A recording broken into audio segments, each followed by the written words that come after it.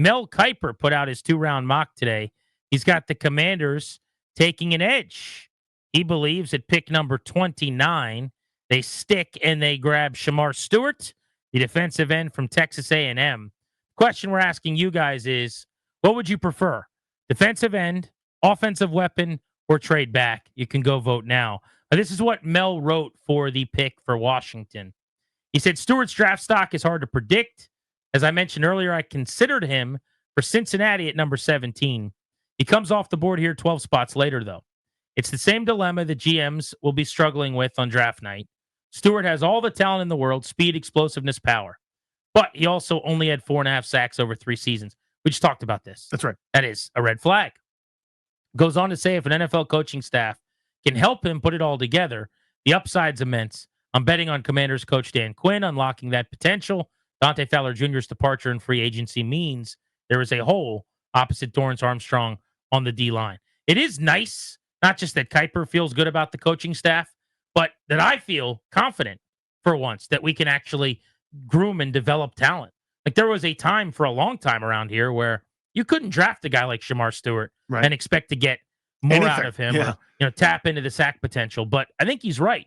With Dan Quinn and Joe Witt and the defensive line group, Ryan Kerrigan, Daryl Tapp among them, I actually think he's right that this is a pretty good coaching staff to try to take an athlete who's got all the starter kit, speed, explosive power, all those things, and then turn him into a stat compiler. That's the design, right? And that element of player development is something that you see once in a blue moon. Every once in a while, you get a Terry McLaurin, right? Who's a third rounder who blossoms and, I suppose takes advantage of the coaching or whoever's there, but turns into a star. That doesn't happen around here all that often, right? You get guys that either come in with the pedigree and they can already do it, or, I guess it's sort of rare that it would happen. More commonplace, I think, in good programs, and you like to think that's what this is now.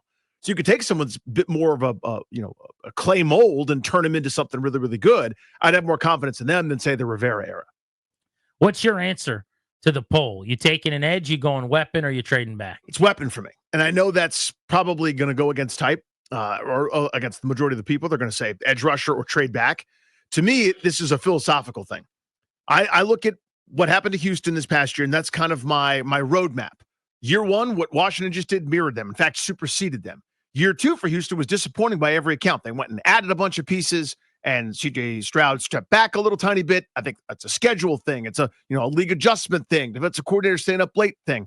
I want to make things easier in year two than they were even in year one for Jayden Daniels. So I think it's special and wonderful and awesome and all the good things. To me, if Matthew Golden somehow is there, I would go crazy. I think Tet McMillan's going to be gone. I see a lot of variance on where Golden might end up. Seen him in the 20s at times. If he's there, great. That's what I'd be excited about. But I don't know. To me, one more wide receiver to kind of complement the group that you had instead of going, let's give these touches to Jamison Crowder. I'm trying to make it as easy as possible. I think they've done an awesome job now with trading for Tunsil and sort of improving 2 spots on that line. I would love one more weapon to help this offense. I'm going to try to have my cake and eat it too, I think.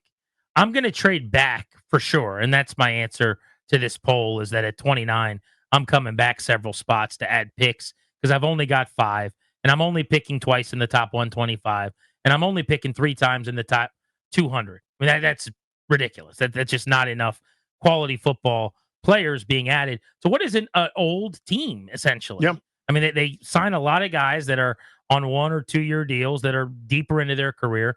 This is my opportunity to add some youth and some upside. And if I'm just taking 2 players in the first 3.5 rounds, that does not butter the bread for me. So I'm going to trade back from 29 with an eye on getting an edge, getting a running back, getting a receiver shortly thereafter.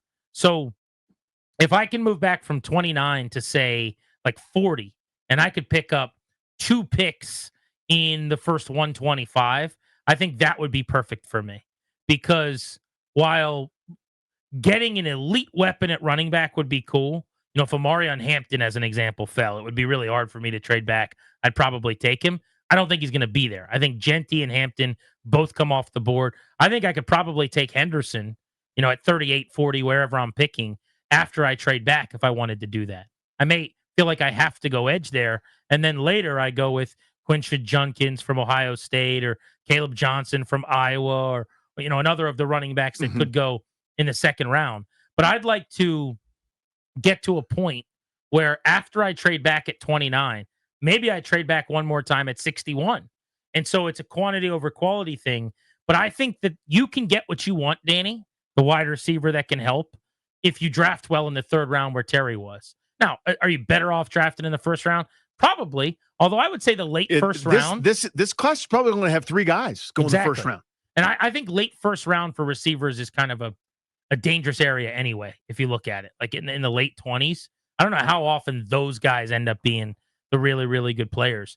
But we've also heard, and it's been a few weeks since we had a draft expert on, but remember, we had a couple of guys on that said the difference in this class between like 20 and 50 is not that substantial. So I think it might actually be the perfect year to be able to trade back at 29, get your receiver, get your running back, get your edge, and just add more overall.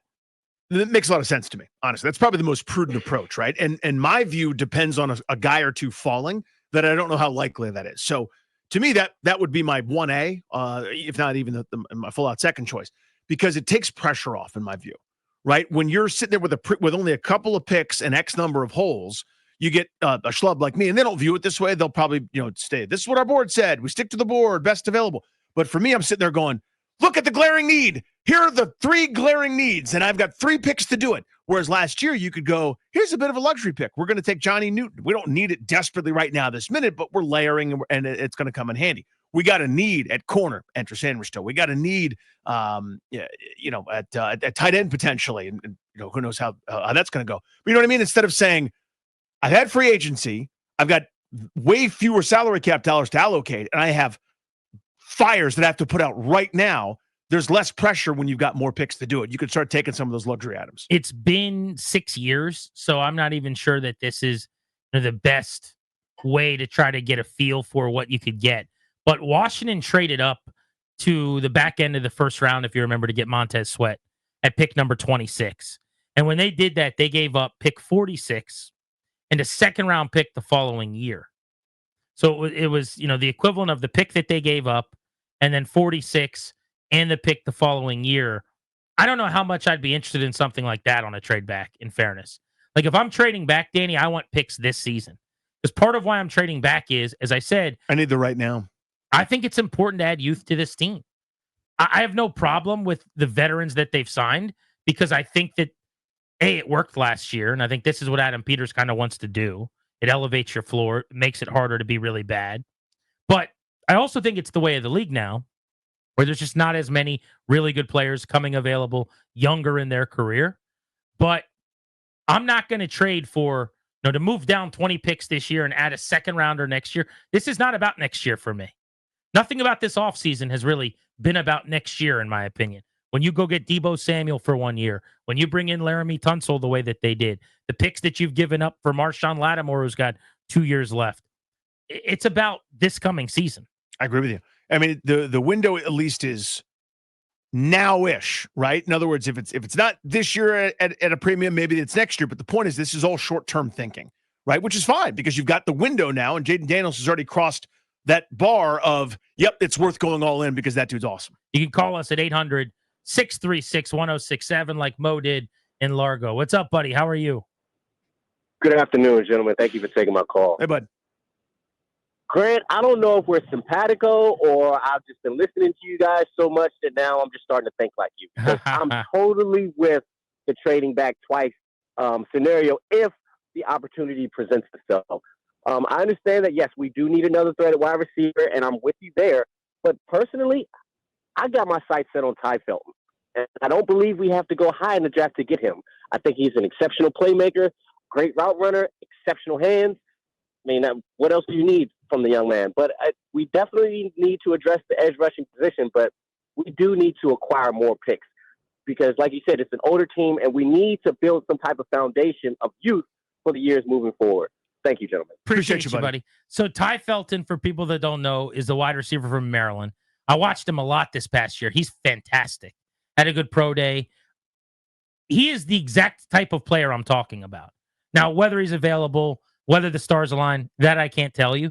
But coming off 96 catches for 1,100 yards, not being in the first or early second round mix, in my opinion, That's exactly what I'm talking about. A player like that, where if you strike gold and develop him, and we're saying we like their staff to develop a little bit better. They added Wes Welker yesterday to the wide receiver room. They did. Was going to help them continue to coach these kids up. Like there are guys like him that you can get who will help your football team in mid to late round 2, maybe round 3. Another guy I'll tell you that I really, really like is Bashol Tutin, this running back from Virginia Tech who ran the fastest 40 among all the running backs at the combine. He ran for 1,159 yards and 15 touchdowns this year.